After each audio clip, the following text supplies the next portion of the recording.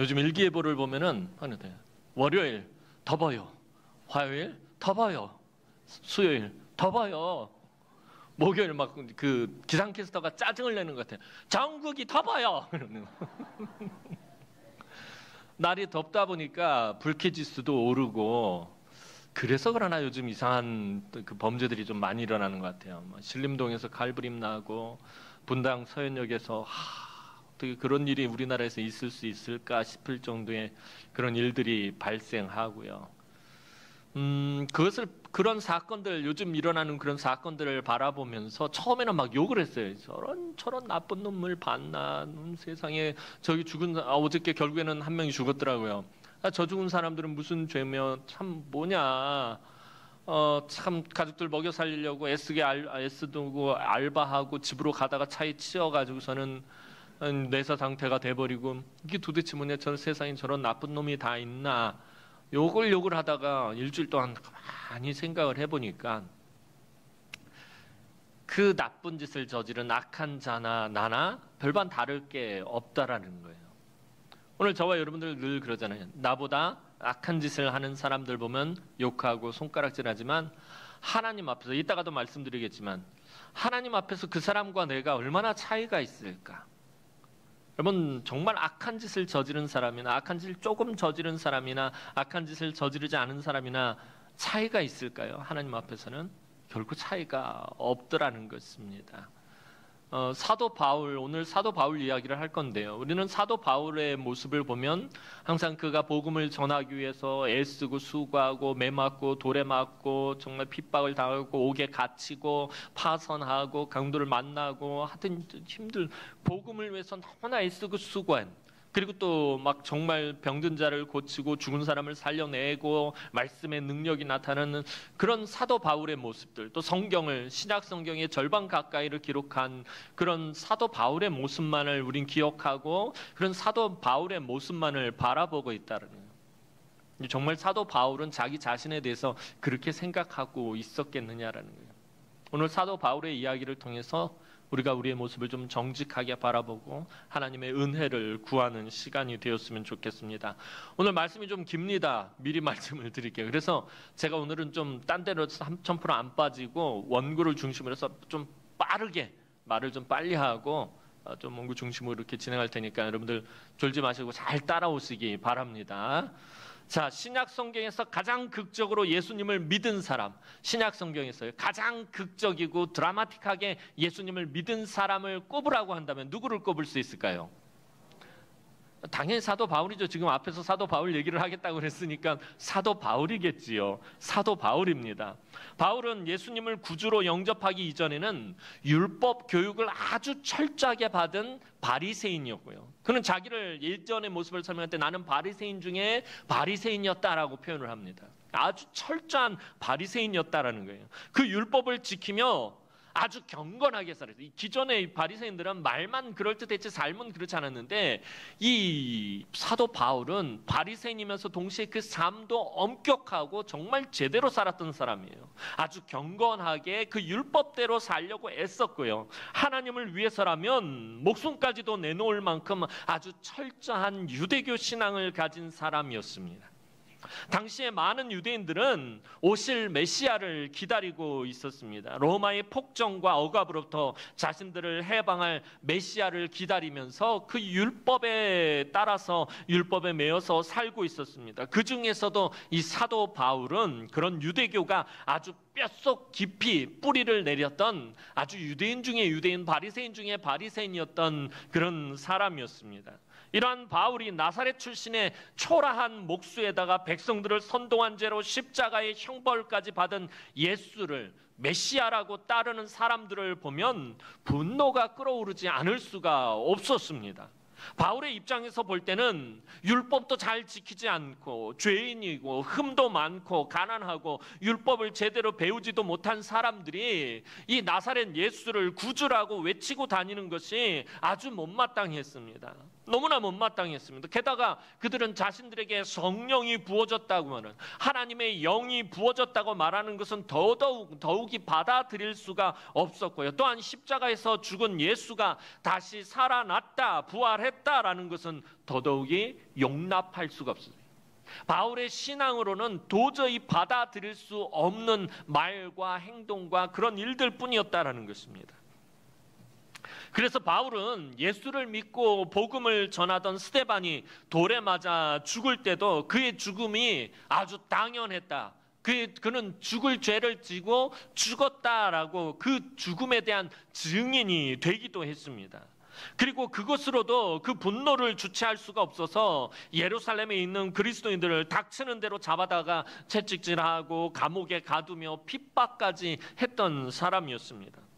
바울의 핍박은요, 점점 더 광적으로 변해갑니다. 바울이 굉장히 광기를 나타냅니다. 이 하나님을 향한 열심이라는 미명하에 예수 믿는 사람들을 잡아들이고 핍박하는데 더욱 광적으로 변해갔습니다. 마치 오늘날로 치자면 분노 조절 장애가 있는 사람 같은 그런 모습까지 보였습니다. 바울은 예루살렘에서 도망친 그리스도인들을 잡아오기 위해서 예루살렘에서 한참이나 멀리 떨어진 다메섹까지 말을 타고 달려갔습니다. 말을 타고 일주일 정도나 가야 하는 거리였지만 그것이 하나님을 위한 열심이라고 생각하고 진짜 온 힘을 다해서 이 다메섹으로 예수 믿는 사람들을 잡으러 달려갑니다. 그럼 바울이 다메섹에 아주 가까이 갔을 때 한 사건을 당하게 되고 그 당한 사건을 오늘 자기 입으로 고백하고 있어요. 사실 사도 바울이 다메섹 도상에서 예수를 만난 사건은 사무엘입니다. 사도행전 9장에 기록이 되어 있어요. 그거는 누가가 기록한 거고요. 이 사도행전 22장에는요, 사도 바울이 자기의 입으로 고백한 내용을 누가가 기록하고 있습니다. 그러니까 9장과 22장에는 동일한 사건을 다루지만 관점이 달라요. 9장에서는 누가가 보는 관점이고요, 22장에서는 사도 바울이 직접 자기가 당했던 일을 표현하고 있는 것입니다. 그래서 그가 다메섹 가까이 갔을 때 일어났던 사건, 자기가 당했던 그 사건에 대해서 이야기합니다. 자, 오늘 본문 6절 7절 말씀 우리 다시 한번 보도록 하겠습니다. 오늘 본문 6절에서 7절 말씀입니다. 시작. 가는 중 다메섹에 가까이 갔을 때에 오정쯤 되어 호련히 하늘로부터 큰 빛이 나를 둘러 비치매 내가 땅에 엎드려져 들으니 소리 있어 이르되 사울아 사울아 내가 왜 나를 박해하느냐 하시거늘. 자, 여기서 네라고 이렇게 1인칭으로 표현하는 것은 사도 바울이 자기를 표현하고 있는 말입니다. 자, 다메섹이 눈에 보이기 시작했다. 지금 사도 바울이 말을 타고 예수를 잡기 위해서 같이 일행을 데리고선 열심히 지금 다메섹으로 달려가고 있었습니다. 말을 타고 막 다닥다닥다닥 막 달려가는데 이제 다메섹이 눈에 보이기 시작하자 바울은 더 열심히 말을 몰았을 것입니다. 저 예수 믿는 사람들 싹 다 잡아다가 예루살렘 감옥에 가두고 저들을 매질을 하고 저들을 핍박을 해야 되겠다는 생각에 정말 열심을 다해서 달려갔을 것입니다. 자, 그런데 바울이 다메섹 근처에 도착했을 때가 한낮이 시작하는 정오쯤 12시, 낮 12시였습니다. 그런데 갑자기 하늘에서 태양빛보다 더 밝은 빛이 바울을 둘러서서 비추고 있어요. 아주 큰 빛이라고 말하고 있어요. 사도 바울은 아주 큰 빛, 그러니까 아주 너무나도 엄청 밝은 빛. 태양 12시면 지금 한참 태양이 뜨겁고 아주 밝게 비치는 그 시간인데 그 태양빛보다 더 밝은 빛이 자기를 둘러싸고 비추고 있었다라고 사도 바울은 그렇게 말하고 있습니다. 햇빛보다 더 밝은 그 강한 빛에 바울은 이 말에서 떨어져 그만 땅에 거꾸러지고 말았습니다. 바울은 정신이 하나도 없었습니다. 간신히 정신을 차리고 주변을 둘러보았지만 갑자기 눈이 보이지 않게 되었습니다. 보려고 해도 볼 수가 없는 상황이 되고 말았습니다. 함께 간 일행들 말고 누군가가 자기 옆에 있는 것을 바울은 직감적으로 알았습니다. 자기 곁에는 있지만 아무것도 보이지 않았습니다. 바울이 땅에 고꾸라진 채 엎드려 있는데 보이지는 않고 목소리만 들리는 것이었습니다. 이렇게 강한 빛을 비추고 보이지 않고 그 목소리로 말씀하시는 분, 그분은 바울의 신앙에서는 딱 한 분밖에 없습니다. 누구입니까? 하나님밖에 없습니다. 그런데 그 하나님이 그동안 정말 하나님을 향해서 열심을 다해서 살았고 정말 열정적으로 정말 최선을 다해서 살았던 이 바울을 칭찬해주고 인정해주는 것이 아니라 이상한 말씀을 들려주시는 것이었습니다. 사울아, 네가 왜 나를 박해하느냐? 이 음성이 너무나도 이상하고 이해가 되지 않았습니다. 바울은 자기가 정말 열심히 하나님을 섬긴다고 생각했는데 자기 목숨까지 바쳐가면서 내가 하나님을 섬기고 충성하고 정말 열심을 다했다라고 생각했는데 그것이 하나님을 핍박하고 하나님을 대적하는 일이었다라고 하나님은 말씀해 주시는 것입니다. 엄밀히 말하면 자기는 예수를 핍박한 것이 아니라 예수 믿는 사람들을 핍박했을 뿐입니다. 그래서 바울은 너무나도 놀라서 다시 한번 그 음성을 향해서 누구시냐라고 묻습니다. 8절 말씀 보도록 하겠습니다. 오늘 본문 8절 말씀입니다. 시작. 내가 대답하되 주님 누구시니까? 이르시되 나는 내가 박해하는 나사렛 예수라 하시더라. 너무나도 놀란 바울에게 정말 기가 막힌 음성이 들려왔습니다. 그 음성의 주인공은 바로 자기가 그토록 핍박했던 사람들이 믿고 따르는 나사렛 예수라는 것입니다. 나는 네가 박해하는 나사렛 예수라. 자기는 지금 다메섹으로 예수 믿는 사람들을 잡아 죽이기 위해서 분노의 칼을 갈며 가는 중이었습니다. 그런데 사실 예수 믿는 사람을 핍박하면 그것이 곧 예수를 핍박하는 것이라는 것을 바울이 모를 리가 없습니다. 하지만 큰 빛 가운데 들려오는 이 음성 앞에 정신이 하나도 없었습니다. 자기가 지금까지 무슨 짓을 저지른 것인지 오늘로 치자면 마치 이 뉴스 화면을 보듯이 그 바울의 앞으로 그 생각들, 자기가 지금까지 저질렀던 일들이 확 일순간에 지나갔을 것입니다. 네가 박해하는 예수라는 이 말에 바울의 모든 것이 순식간에 깨져버리고 말았습니다. 지금까지 바울이 철저하게 붙잡고 있었던 신앙, 철학, 지식, 그의 사상, 그가 지금 그토록 그렇게 열심을 내고 분노하고 있었던 이런 모든 것들이 다 깨지고 와르르 한꺼번에 무너지고 말았습니다. 내가 정말 말도 안 되게 교만하고 정말 터무니없는 삶을 살아온 사람이었구나라는 것을 이 사도 바울이 알게 됐어요. 내가 하나님을 향한 열심으로 정말 최선을 다해서 살았는데 하나님이 나를 향해서 네가 정말 열심히 살았다라고 말씀하시는 것이 아니라 네가 나를 대적하고 네가 나를 박해했다라고 말씀을 하시는 거예요. 얼마나 사도 바울이 놀랐겠습니까? 아, 내가 정말 말도 안 되는 삶을 살아온 것이구나. 바울은 지금껏 나사렛 예수를 인정하지 않았습니다. 사도 바울이 왜 나사렛 예수를 인정하지 못하고 있었을까요? 곰곰이 생각을 해보니까 사도 바울이라는 사람이 스펙이 너무 대단한 거예요. 이 스펙이 대단한 사도 바울에게 있어서 메시아란 어떤 사람일까요? 자기보다 더 뛰어나고 자기보다 더 많이 배우고 자기보다 더 훌륭하고 자기보다 더 지식이 있고 자기보다 스펙이 더 뛰어나야 사도 바울은 메시아라고 인정할 수 있다는 거예요. 그런데 나사렛 예수, 벌써 그 앞에 나사렛이란 말 붙었던 것 자체가 예수의 이름을 사실은 모욕하는 거예요. 이 나사렛이 모든 걸 이미 다 설명하고 있는 거예요. 도저히 용납할 수도 없고 인정할 수도 없고 받아들일 수도 없는 거예요. 자기만큼 배우지도 못하고 자기만큼 부유한 것도 아니고 자기만큼 스펙이 좋은 것도 아니고 모든 면에서 이 나사렛 예수라는 사람은 자기 발끝에도 미치지 못하는 그런 사람이었습니다. 그런데 그런 사람을 그리스도라고 인정한다라는 것은 이 사도 바울은 털끝만큼도 생각해보지 않았습니다. 그런데 유대인들에게 가장 모범적이고 반대로 생각했을 때 유대인들에게 가장 모범적이고 가장 성공적이었던 청년 사울은 사실 하나님을 대적하고 있었고 그가 가장 싫어하고 혐오하고 분노했던 예수는 그가 그토록 기다리던 그리스도였습니다. 네가 핍박하는 나사렛 예수라는 그 말 한마디에 바울은 지금 현재 자기의 위치와 자기의 본질적인 모습을 발견하게 된 것입니다.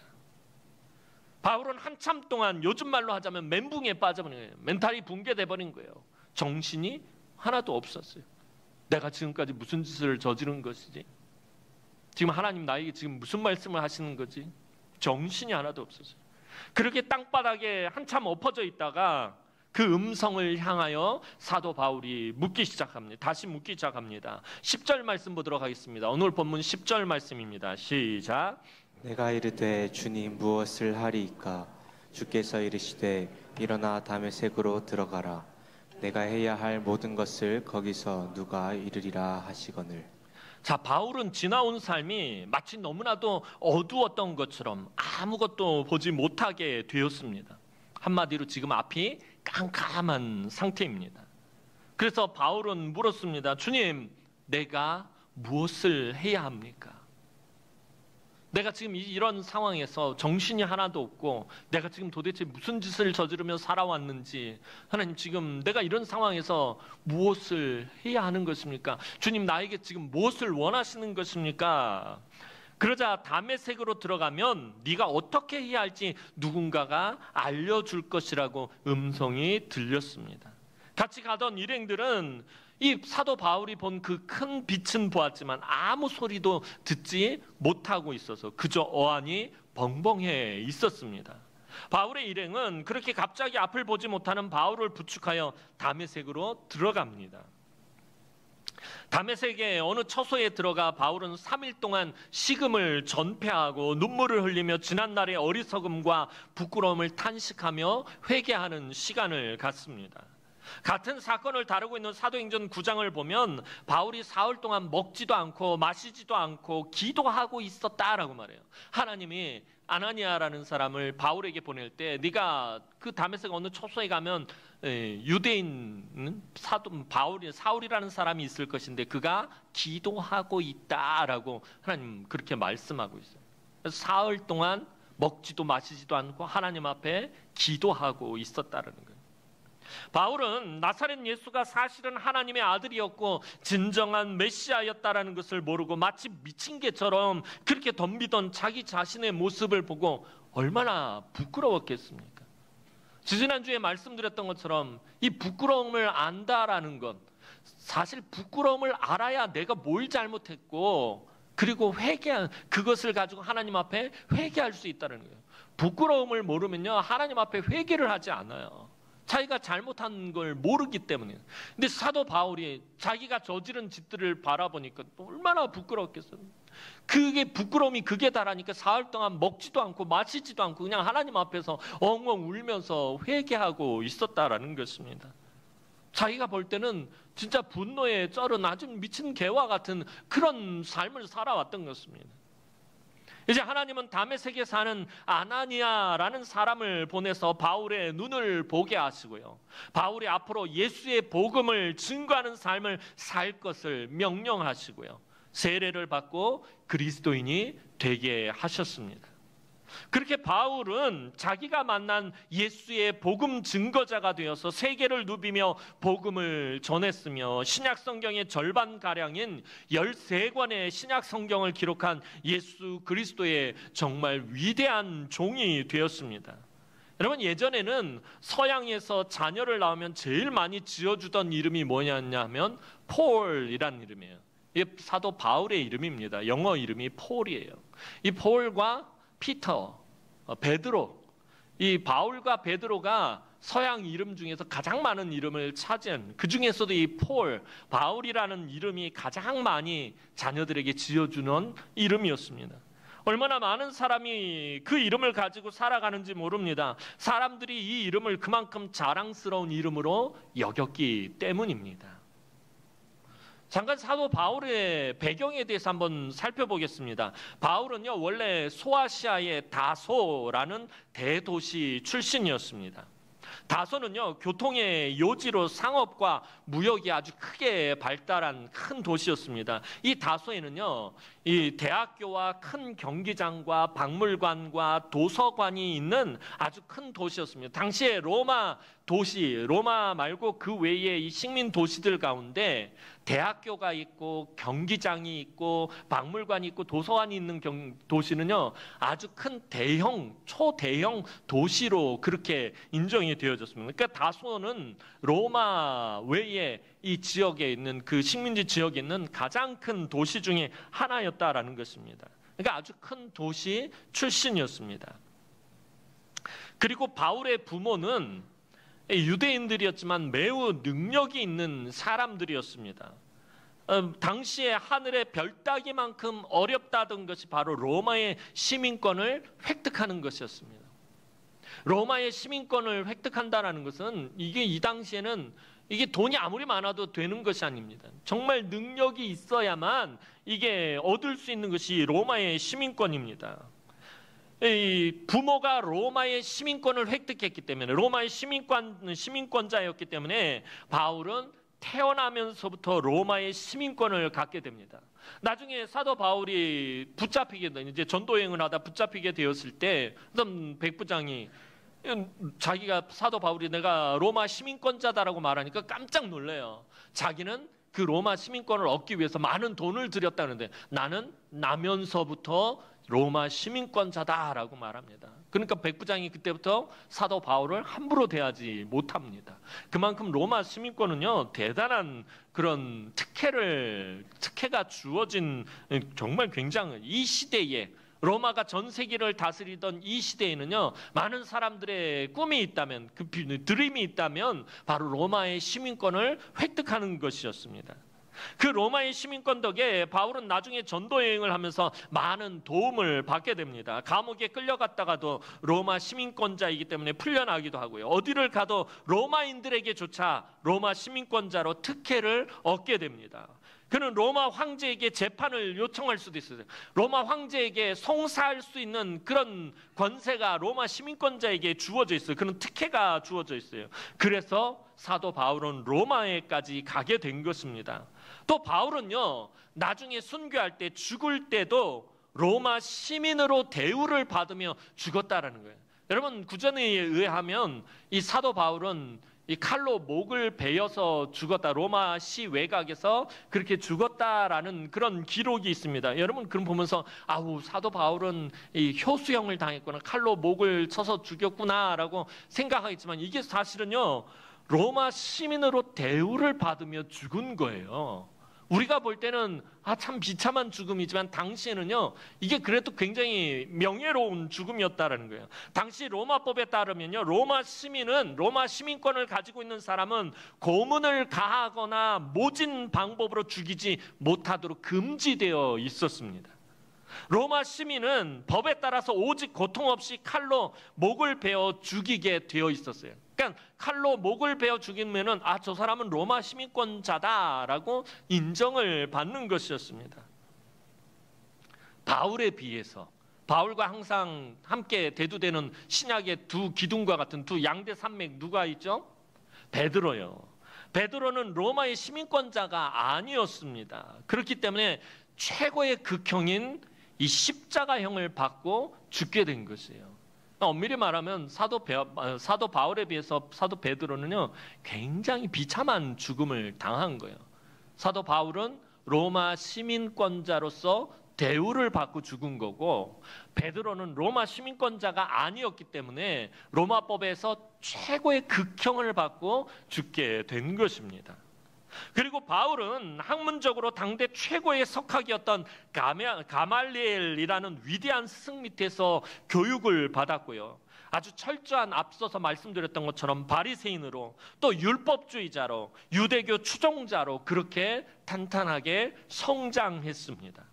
그러한 이유로 나사렛 예수를 그리스도라고 주장하는 스데반을 도저히 용납할 수 없었으며, 예수가 부활했다라는 것은 제자들이 날조한 거짓말이라고 생각을 했습니다. 이렇게 바울에 대해 장황하게 지금 그 배경을 여러 가지 소개를 한 것은 그가 얼마나 유대교에 정형화된 인물이었나 하는 것을 설명하기 위해서요.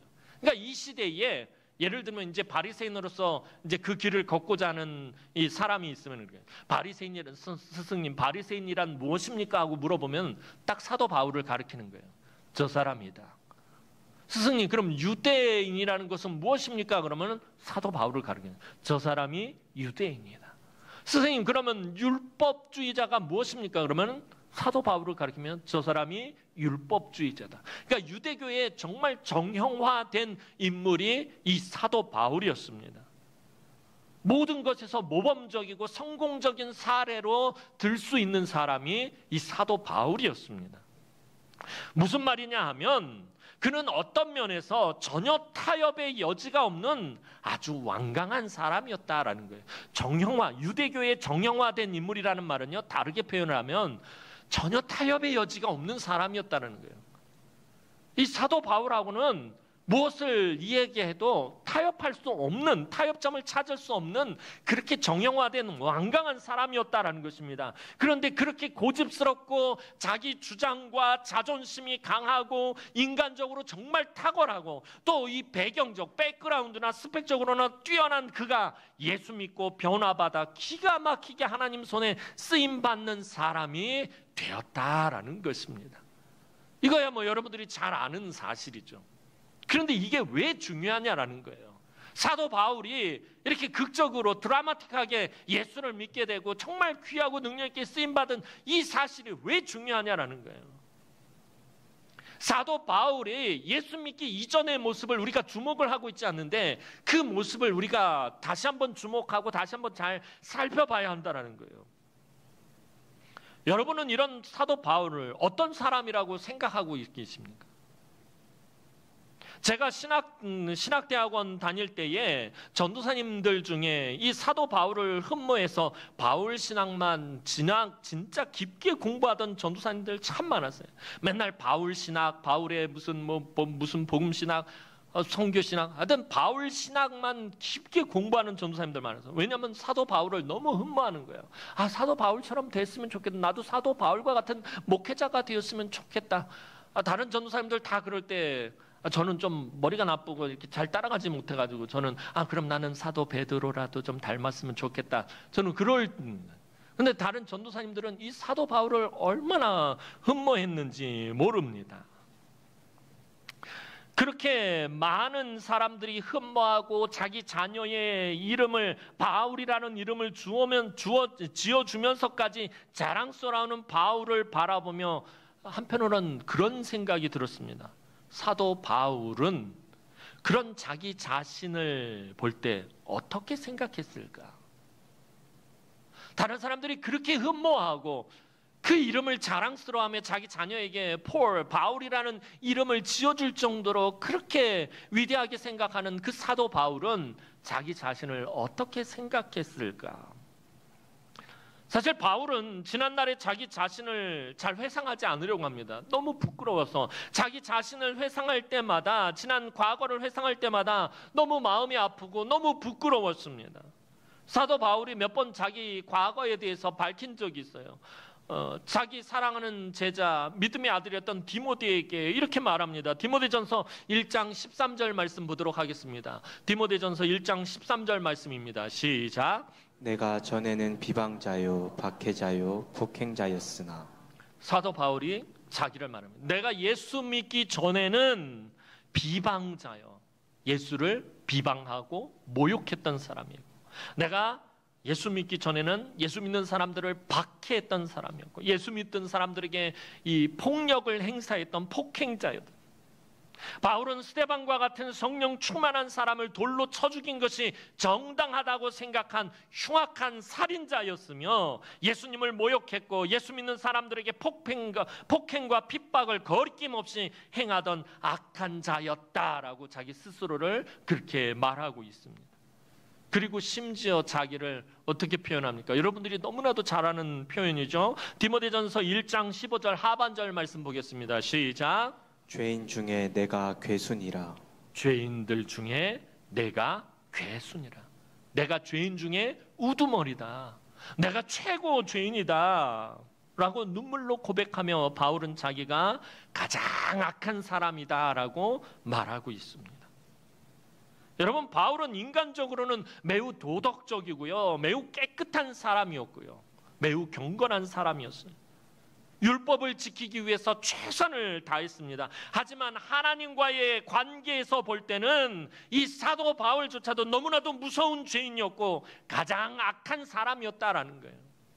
내가 인간적으로는 바리새인이었고 율법주의자였고 히브리인 중에 히브리인이었고 내가 뭐 하나 빠짐이 없는 사람이었고 내가 가말리엘이라는 위대한 스승 밑에서 학문을 했고 모든 것에서 빠지지 않는 사람이지만 하나님과의 관계에서만큼은 나는 가장 악한 사람이다라고 사도 바울은 말하고 있어요. 여러분, 아마 당시에 예수 믿는 사람들, 이 사도 바울이 막 핍박할 때 붙잡혀 와서 매질을 당하고 감옥에 갇혔고 이 사도 바울 때문에 막 무서워서 피해서 도망 다녔던 당시에 예수 믿는 사람들이 볼 때 사도 바울은 어떤 사람이었을까요? 악질 중에 악질인 거예요. 저 악질 중에 악질인 바울은 절대로 예수 믿지 못할 거예요. 다른 죄인은 다 믿어도 저 바울은 예수 믿지 못하고 저러고 망해버릴 거예요. 저런 사람이 어떻게 예수를 믿어? 아마 그렇게 생각했을 거예요. 사도 바울에 의해서 붙잡혀서 매질을 당하고 감옥에 갇히고 모욕을 당했던 사람들이 사도 바울을 보면 그런 거예요. 우와, 저 악질 저거. 저건 아마 예수 못 믿을 거야. 그렇게 생각했을 거예요. 여러분, 예수 믿기 이전에 바울만 놓고 본다면요, 우리도 똑같은 생각을 했을 거예요. 하지만 하나님은 우리의 예상을 보기 좋게 깨트리시는 분이세요. 예수 믿기 이전에 바울의 모습을 보면서 와, 정말 제가 언젠가 한번 말씀을 드렸을 거예요. 저희 큰댁 식구들, 특별히 저희 큰어머님이요, 우리 백모님이요, 와, 정말 아주 철저한 불자였어요. 우리나라 전국 명산에 있는 명사찰이라는 사찰은 다 찾아다니면서 집이 엄청 부자였는데 그곳에 그 당시에 막 몇 천만 원씩 막 시주하고 그곳에 이름을 올리기까지 했던 우리나라 전국의 유명한 사찰이라는 사찰에 우리 큰어머니 이름이 빠지지 않고 다 들어갈 정도로 아주 철저한 불자였어요. 그리고 예수 믿는다고 우리 집, 특별히 우리 어머니를 얼마나 핍박하고 박해했는지 몰라요. 저는 그렇게 생각했어요. 어릴 때. 와, 우리 큰어머니랑 큰댁은 절대로 예수 믿지 못할 거라고. 그 미워하는 걸 제가 느낄 정도였으니까, 예수 믿는 사람을 미워하고 막 분노하는 그것을 제가 느낄 정도였으니까 절대로 예수 믿지 못할 거라고 생각했는데 한순간에 고꾸라지더니 예수 믿. 지금 얼마나 예수님 잘 믿는지 모르겠어요. 여러분, 하나님은 우리의 그런 생각들을, 아주 그런 예상들을 보기 좋게 깨트리시는 분이시다라는 거예요. 바울을 예수 믿게 만드셨고 도리어 복음을 전하는 최고의 전도자로 세우셨습니다. 왜 이런 말씀을 드리냐 하면요, 여러분, 사람들은요, 저와 여러분들을 포함한 사람들은요, 자기보다 악한 사람이 구원의 은혜를 받는다고 하면요, 거부 반응을 일으켜요. 그래서 아까 제가 말씀드렸던 것처럼 신림동이랑 서현역에서 칼부림을 일으킨 그 사람을 보면서 저와 여러분들 다 그러잖아요. 세상에 저런 흉악한 놈이 있나? 왜 그 사람을 향해서 우리 손가락질하죠? 나보다 더 악하다고 생각을 하기 때문에, 나보다 더 악질이라고 생각하기 때문에 그 사람 손가락질하는 거예요. 그런데 여러분들이 생각하는 정말 나보다 더 악한 사람이 구원을 받는다, 하나님의 은혜를 받는다, 하나님의 복을 받는다라고 생각한다면 여러분 그걸 순순히 받아들일 수 있겠어요? 여러분, 대부분의 사람들은요, 그걸 받아들이지 못해요. 거부 반응을 일으킨다라는 거예요. 왜냐하면 우리는 자기도 모르게 항상 기준을 어디다 두기 때문에, 기준을 나에게 두기 때문에 그런 거예요. 우리가 가지는 기준은 뭐예요? 나보다 더 악하냐? 나보다 악하지 않느냐? 그걸 기준을 잡잖아요. 항상 내가 기준이 된다라는 거예요. 그래서 나보다 악하고 나보다 나쁘고 나보다 거짓말 잘하고 나보다 잘못이 있는 사람이 구원을 받으면 이해가 안 되는 거예요. 받아들이기가 어려운 거예요. 아니, 나보다 더 나쁜 놈인데, 아 그래, 또 까놓고 말해서 나도 나쁜 사람이지만, 나도 거짓말 잘하고, 나도 그렇지만 나보다 더 악한 저 사람이 어떻게 구원을 받느냐라는 거예요. 난 사람을 죽이진 않았지만 저 사람 사람까지 죽였는데 저 사람이 어떻게 살인죄를 저지른 저 사람이 어떻게 구원을 받느냐라는 게 이해가 안 되는 거예요. 여러분, 주일 오후에 제가 요즘 요나서 강의하고 있는데 요나가 그토록 하나님 말씀에 불순종하는 이유가 바로 여기 있는 거예요. 하나님 차라리 나를 죽여요 라고 말하면서까지 끝까지 하나님 말씀에 순종하지 못하는 이유가 뭐예요? 니느웨 사람들은 나보다 더 악한 사람들이라고 생각하는 거예요. 나도 죄인이지만 니느웨 사람들은 용서받지 못할 죄인들이라고 생각하기 때문에 하나님이 그들을 살리고 그들에게 구원의 은혜를 베푸시겠다는 걸 용납할 수가 없는 거예요. 그 아주 완전 처절하게 거부 반응을 일으키고 있는 게 지금 요나인 거예요. 그런데 하나님은 사도 바울을 예수 믿게 하시면서 이런 우리의 생각을 뒤집어 놓고 계신다는 거예요. 그래서 사도 바울이 예수 믿는 사건은요, 굉장히 중요한 사건인 거예요. 모든 것에 나의 기준점으로 잡고 있는 우리들의 생각을 하나님 여지없이 깨트리고 계시는 사건이 바로 사도 바울이 예수 믿는 사건이다라는 거예요. 예수님도 이 점을 분명히 하고 계셔요. 여러분들 마태복음 21장 31절 하반절 말씀 보도록 하겠습니다. 시작. 내가 진실로 너희에게 이르노니 세리들과 창녀들이 너희보다 먼저 하나님의 나라에 들어가리라. 여러분, 예수님 당시에 인간적으로 가장 의롭고 깨끗하고 경건하다라고 취급을 받던 사람들이 바리새인들이었어요. 그런데 그 바리새인들, 인간적으로 볼 때 가장 의롭고 가장 경건하고 가장 깨끗하고 그랬던 바리새인들은 예수님을 믿었어요? 믿지 않았어요? 예수님을 믿지 않았어요. 하지만 사람 취급도 받지 못하고 그 바리새인들에 의해서 죄인으로 취급을 받고 죄인의 대명사로 불리던 세리들과 창녀들은 예수님을 믿고 구원의 은혜를 누렸다라는 것입니다. 이것이 이해할 수 없는 하나님의 놀라운 은혜라는 거예요. 사랑하는 성도 여러분, 혹시 여러분 가정에 아직 예수를 믿지 않거나 정말 찔러도 피 한 방울 나올 것 같지 않을 만큼 강팍하거나 예수 믿는 여러분을 핍박하고 회방하는 가족이 있다면 여러분 부정적으로 생각하지 마시기 바랍니다. 여러분 포기하지 마시기 바랍니다. 하나님이 은혜를 베푸시기만 하면 모든 것 순식간에 해결이 됩니다. 여러분 절대 예수 믿지 못할 거라고 미리 단정하지 마시기 바랍니다. 예수님 당시 사도 바울 당시에 예수 믿던 사람들이 사도 바울 볼 때는 그랬어요. 저 악질 중에 악질, 저 사람 절대 예수 믿지 못할 거는 전혀 타협의 그런 게 없는 철저한 바리새인, 그 다음에 율법주의자, 유대교. 사도 바울은 도저히 예수 믿을 수 있는 그런 가능성이 요만큼도 없던 사람이었어요. 그러나 하나님이 은혜를 베푸시니까 예수 믿을 가능성이 1%도 안 되는 사도 바울이 예수 믿게 됐다는 거예요. 그러니까 여러분, 저와 여러분들이 미리 단정하지 말아야 될 게 저 사람 절대 예수 믿지 못할 거다라고 미리 단정하면 안 된다라는 것입니다. 여러분, 하나님은 그 사람이 얼마나 악하냐라고 묻지 않는다라는 거예요. 그가 얼마나 악하고 얼마나 많은 죄를 지었느냐 그렇게 묻지 않으세요.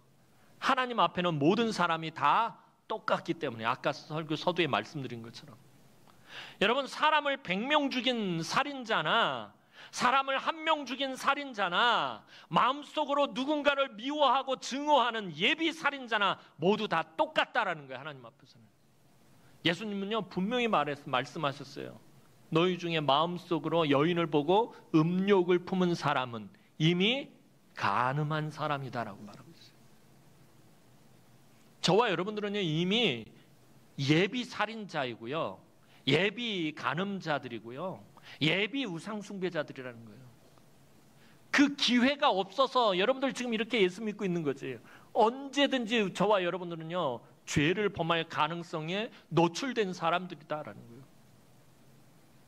서현역에서 칼부림 일으킨 그 사람 보면서 욕을 하다가 제가 스스로 그 욕을 내려놓을 수밖에 없었던 건 저도 예비 살인자이기 때문에 단지 목사라는 이유 때문에 계기가 없었을 뿐이지, 만약 마귀 사탄이 제 안에 분노를 터뜨리고요, 폭발시키고요, 분노와 증오와 혐오를 극대화시킨다면 제가 살인자가 되지 말라는 법이 어디 있겠느냐는 거예요. 저도 예비 살인자라는 거예요. 그러니까 하나님 앞에서 볼 때는 사람을 100명 죽인 사람이나 1명 죽인 사람이나 다른 사람을 마음속으로 미워한 사람은 똑같은 죄인이다라는 거예요. 우리 안에는 이미 죄성을 가지고 있기 때문에. 그래서 하나님은 우리를 향해서 얼마나 악하냐라고 묻지 않으신다라는 거예요. 하나님이 우리에게 그렇게 물으신다면 하나님 앞에 설 사람이 한 사람도 없기 때문에. 그래서 사도 바울은 죄인 중에 괴수라고, 즉 세상에서 자기가 가장 악한 사람이라고 말할 수 있었던 거예요. 왜냐하면 정말로 바울이 세상에서 가장 악한 사람이라도 하나님은 구원의 은혜를 베푸실 것이기 때문이에요. 이 사람이 얼마나 악하냐로 하나님은 판단하지 않으신다는 거예요. 아무리 악한 죄를 저질렀어도 자기가 저지른 죄를 부끄러워하고 하나님 앞에 회개한다면 그 사람 하나님께 구원의 은혜를 받을 수 있다는 거예요. 그러니까 하나님이 이 사람은 얼마나 악하냐, 얼마나 악한 죄를 지었느냐로 묻지 않으신다라는 것입니다. 여러분, 우리가 포용하지 못하는 사람을 하나님은 포용하십니다. 우리가 용서하지 못하는 사람을 하나님은 용서하십니다. 우리가 복음을 전해주지 않아서 영적으로 버림받은 사람을 하나님은 직접 찾아가셔서 바울처럼 예수 믿게 하십니다. 십자가에서 흘리신 예수의 보혈은 그 누구의 죄라도 깨끗하게 씻어줄 수 있어요. 그 누구에게라도 거룩한 새 옷을 입혀줄 수 있습니다. 아무리 악한 사람이라도 하나님은 구원의 은혜를 베풀어 주십니다. 여러분, 나보다 악하고 나보다 더 많은 죄를 범했고 나보다 더 악질이고 나보다 더 나쁜 사람이 구원의 은혜를 누리는 것이 억울하고 마음이 상하십니까? 여러분, 다르게 표현을 해서 교회에서 내 마음을 상하게 하고 나를 무시하고 나보다 못한 것 같은데 직분을 받고 그러면 막 화가 나고 분노가 일어납니까? 여러분, 정말 중요한 것을 잊어서는 안 됩니다. 예수 믿고 어느덧 내가 의롭고 열심히 헌신하며 살았고 어느 정도 수고했다라고 생각하는 그 순간 여러분은 예수 믿기 이전에 바울과 같은 모습으로 살아가고 있는 것입니다.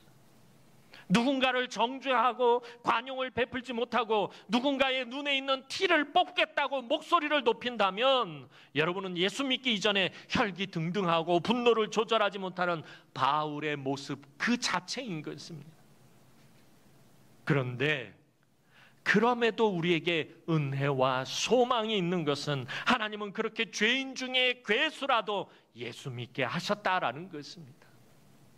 그래서 저와 여러분이 예수 믿고 있는 것입니다. 여러분이 의로워서가 아니고 여러분이 훌륭해서가 아니고 여러분이 무언가 잘한 일이 있어서가 아닙니다. 그저 하나님이 우리의 겉모습을 보지 않으시고 값없이 베풀어 주신 은혜 때문입니다. 바울은 원래 예수 믿을 생각이 눈꼽만큼도 없던 사람이에요. 아마 나중에 돌아보면서 그렇게 생각했는데 난 예수 믿을 거라고 상상도 못했어. 그런데 하나님이 강제로 예수 믿게 하신 거예요. 이것을 우리는 하나님의 주권이라고 말합니다.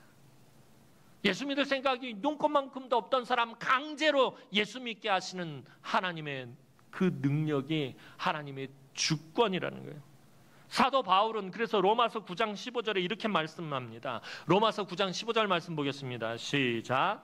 내가 긍휼히 여길 자를 긍휼히 여기고 불쌍히 여길 자를 불쌍히 여기리라. 사도 바울은 하나님의 주권에 대해서 이렇게 표현을 하고 있어요. 하나님이 말씀하시는 거예요. 내가 긍휼히 여길 자를 긍휼히 여기고 내가 불쌍히 여길 자를 불쌍히 여기리라. 이것이 하나님의 절대 주권입니다. 하나님이 원하시는 것은 하나님이 원하시는 대로 행하십니다. 하나님의 이 주권에 대해서는 누구도 조건을 달 수 없어요. 하나님 왜 그렇게 하십니까? 조건을 달 수 없다라는 거예요. 그런데 이것을 기분 나빠하고 탓하고 부정하는 것이 바로 우리 인간들입니다. 세상에 어떤 사람은 이렇게 말하는 사람입니다. 여러분들도 들어보셨을 거예요. 자기는 죽어도 예수 안 믿을 자신이 있다고. 난 죽어도 예수 안 믿을 자신 있어? 그렇게 말하는 사람이 있어요. 아주 어리석은 사람이에요. 하나님의 주권을 아주 무시하는 어리석은 사람이에요. 바울을 예수 믿게 하신 하나님이 볼 때에 너무 우스운 일인 거예요. 우스운 말인 거예요. 하나님은 우리를 찾아오셔서, 저와 여러분들을 찾아오셔서 내가 너에게 구원의 은혜를 베풀고 싶은데 네 생각은 어떠니? 이렇게 의논하시는 분 아니에요. 여러분 찾아오셔서 내가 너 예수 믿게 하고 싶은데, 너 천국 가게 하고 싶은데 네 생각은 어떠니? 난 싫어요. 나 예수 안 믿을래요.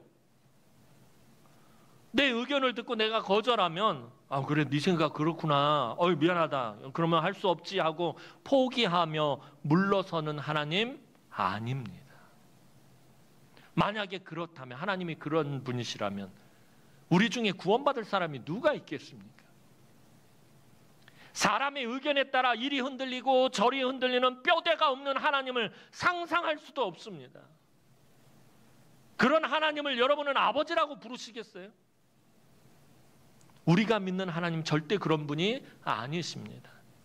요즘 새벽에 이사야서를 강의하는데요, 이사야서 말씀을 전에도 묵상해서 참 귀하다고 생각했는데 요즘 새벽에 제가 이사야 말씀에 아주 푹 빠져 있어요. 너무 은혜가 넘쳐요. 여러분, 이사야 선지자에 의하면요, 하나님은 한 사람을 구원하시기 위해서 태초부터 계획을 세우시고 그것을 위해서 정말 열심히 일해 오셨다라고 이사야 선지자 말해요. 하나님은 세상을 창조하실 때부터, 내가 존재하기도 전부터 나에 대한 구원의 계획을 세우시고 그것을 위해서 정말 쉬지 않고 열심히 일해 오셨다라는 거예요. 그리고 그 계획은 한 번도 어긋나거나 틀린 적이 없어요. 하나님이 태초부터 세워놓으신 계획을 사람이 싫어하고 거절한다고 하나님이 그 계획을 포기하시겠습니까?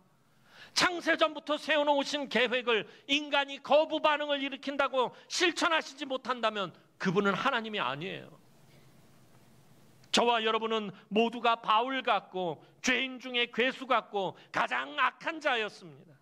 하지만 하나님은 아무리 악한 자라도 은혜 베푸시기를 멈추지 않으십니다. 하나님이 작정하신 것은 절대로 멈추지 않으십니다. 이것이 바로 은혜입니다. 여러분, 은혜라는 말을 함부로 사용해서는 안 되는 거예요. 저와 여러분들이 구원받은 건 이런 관점에서 은혜인 것입니다. 이렇게 저와 여러분이 자격 없는 자의 은혜를 누리고 있어요. 저와 여러분이 사실은 예수 믿을 자격이 전혀 없음에도 예수를 믿게 된 것은 하나님이 구원하시고자 할 때 인간이 거부할 수 없기 때문이에요. 하나님이 저와 여러분들을 구원하시기로 작정하셨을 때 저와 여러분들이 그것을 거절할 수 없기 때문이다라는 거예요. 저와 여러분은 거절하고 거부할 자격조차 없는 존재입니다. 이것이 바로 은혜입니다. 하나님은 왜 이렇게 은혜를 베푸시는 걸까요? 그렇다면 아무런 자격이 없는 저와 여러분들에게 왜 이런 은혜를 베푸시는 것입니까? 성경은요, 딱 한 가지 이유를 댑니다.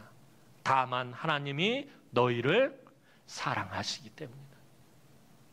그거 외에는 이유가 없다라는 거예요. 혹시 여러분 중에 바울처럼 아직도 하나님의 뜻과 계획과 말씀에 굴복하지 못하는 분이 있다면, 여러분 바울처럼 주님 내가 무엇을 해야 합니까? 묻기라도 하시길 바랍니다.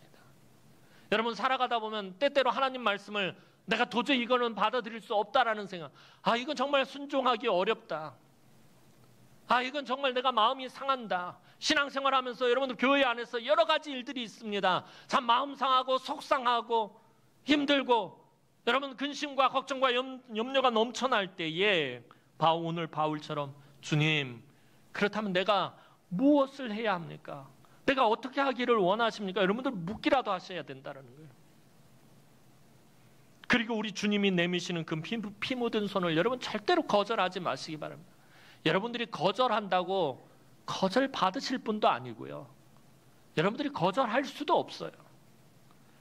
여러분을 부르시는 그 사랑이 넘치는 음성에 귀를 막고 돌아가지 마시기 바랍니다. 하나님은 여러분이 아무리 거절하고, 여러분이 아무리 빗나가고, 여러분이 아무리 귀를 막고, 여러분이 아무리 어긋나도 포기하지 않으실 것입니다. 여러분들에게 강제로라도 은혜를 베푸실 것입니다. 그 하나님의 크고 놀라우신 은혜가 늘 우리 성도들의 삶에 가득하기를 주님의 이름으로 축원합니다. 기도드리겠습니다. 사랑과 은혜가 많으신 아버지 하나님, 은혜와 사랑을 진심으로 감사를 드립니다. 가장 악한 자라도 은혜를 베푸시는 그 하나님, 그 하나님의 은혜에 늘 순복하며 나아가는 우리가 되게 하여 주옵소서. 나 같은 것이 무엇이라고 하나님 그 크신 은혜를 베푸신 것입니까? 예수 그리스도를 아낌없이 십자가에서 희생까지 하신 것입니까? 하나님, 그 은혜를 우리가 잊지 않고 살아가게 하여 주옵소서. 감사드렸고 예수님의 이름으로 기도합니다. 아멘.